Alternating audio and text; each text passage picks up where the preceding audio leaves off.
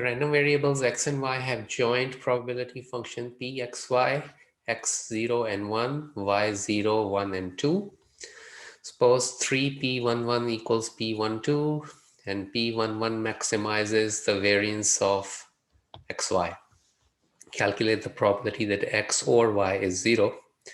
So at some point we'll have to calculate the variance of xy, so it's convenient to let that equal to a new variable z. So let z is equal to xy. So since z is the product of x and y, and x can be 0 or 1, y can be 0, 1 or 2. So if you take the products of these numbers with these numbers, you see that the possible products are 0, 1 and 2. So therefore z can take the values 0, 1 or 2. Now let f be the probability function of z. So let a be equal to f of 0, which is probability z is equal to 0. And that will happen when either x or y is 0. Remember, mathematical OR means x is equal to 0 or y is equal to 0 or both are 0. That's by convention the meaning of mathematical OR. So we don't have to explicitly say that both can be 0 as well. It's understood. Okay, so x is equal to 0 or y is equal to 0. And so that means that a is what we have to find, because they were saying calculate the probability that x or y is 0. So that's exactly what a is. X probability x is equal to 0 or y is equal to 0. Let b be equal to f of 1, which means probability z equals 1, which means probability x is equal to 1 and y is equal to 1. Because look at the x and y values, z will be 1 only when, since z is the product of x and y, and the product of some value here and some value here can be 1 only when x is 1 and y is 1. So therefore, probability z is equal to 1 is the same as probability x is equal to 1 and y is equal to 1. And that's p of 1, 1, because p was the probability function of joint probability function of x and y. So p11 by definition means probability x equals 1 and y equals 1. Let c be equal to f of 2. That's probability z equals 2. And now again, since z is the product of x and y, and x can have only these values and y can have only these values, so the product can be 2 only when x is 1 and y is 2. So c is equal to f of 2 equals probability x equals 1 and y equals 2, which by definition is little p of 1, 2. And they have given us that little p1, 2 equals 3p11. That's what they gave us in the problem. And we're calling p11 as b. So that means c is equal to 3b.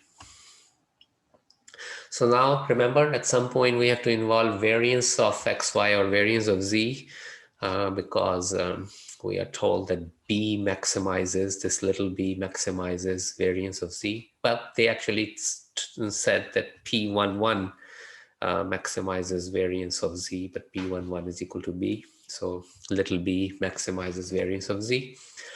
So for variance of z, we need e of z and e of z squared. E of z is summation z f z. So 0 f0 plus 1 f1 plus 2 f2, because z only takes 0, 1, and 2. So 0a, we're calling f of 0 as a, and f of 1 as b, and f of 2 as c. So that ends up being b plus 2c. But we found here that c is actually equal to 3b. So this will be b plus 2 times 3b. So that's 7b. So similarly, expected value of z squared will be summation z squared fz. So 0 squared f0 plus 1 squared f1 plus 2 squared f2. And this term is 0. This is 1 times f of 1, and f of 1 is b. And this is 4 times f of 2, and f of 2 is c. And once again, substituting C is equal to 3B. So we have B plus 4 times 3B, that's 13B.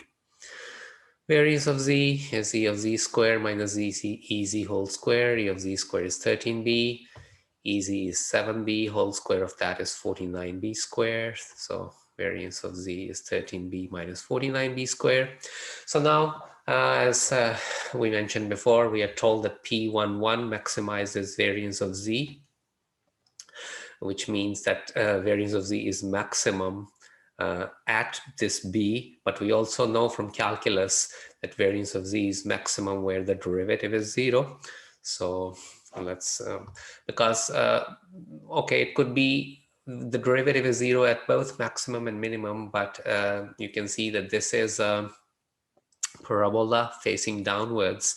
So in this case, the only the point that you will be getting by setting the derivative is equal to 0 will be a maximum, because for a downward facing parabola, we have a maximum at the vertex, there's no minimum.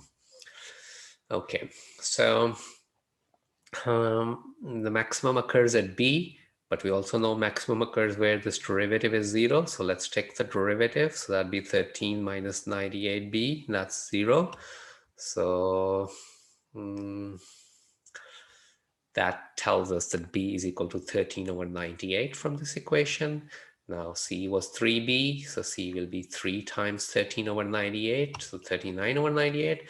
And now remember, we have to find little a, because we have to find the probability when x is 0 or y is equal to 0. That's little a. So we have B and C by basic probability law. A plus B plus C is 0, because A, B, and C are the only probability, the only A, B, and C are the probabilities of Z being 0, 1, or 2, and these are the only possible values that Z can take. So A plus B plus C is 1.